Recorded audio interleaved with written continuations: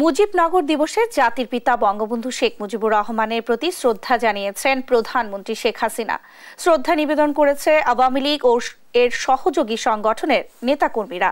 সাধারণ সম্পাদক ওবায়দুল কাদের বলেন, মুক্তিযুদ্ধের বিজয় সংহত করার পথে প্রতিবন্ধক হল বিএনপি, এদের প্রতিহত করতে হবে। জয় যাদবের রিপোর্ট।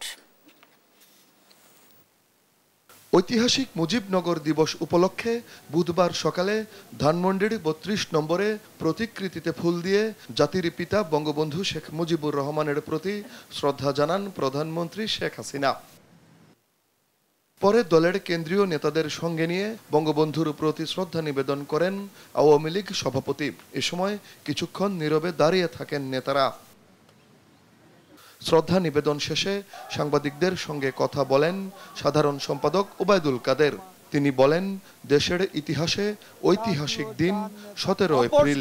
অভিযোগ করেন, মুক্তিযুদ্ধের বিজয় সংহত করতে অন্তরায় বিএনপি।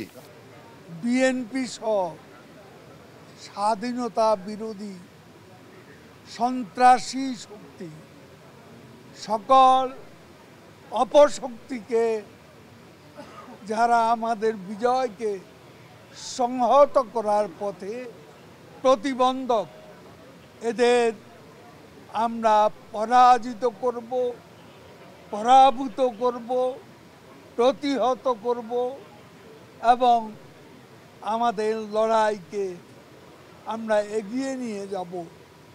এরপর ছাত্রলীগ, যুবলীগ, স্বেচ্ছাসেবক লীগ, মহিলা আওয়ামী লীগ, যুব মহিলা লীগ সহ দলের বিভিন্ন সহযোগী সংগঠনের নেতাকর্মীরা বঙ্গবন্ধুর প্রতিকৃতিতে শ্রদ্ধা নিবেদন করেন। জয় যাদব, দেশ টিভি, ঢাকা।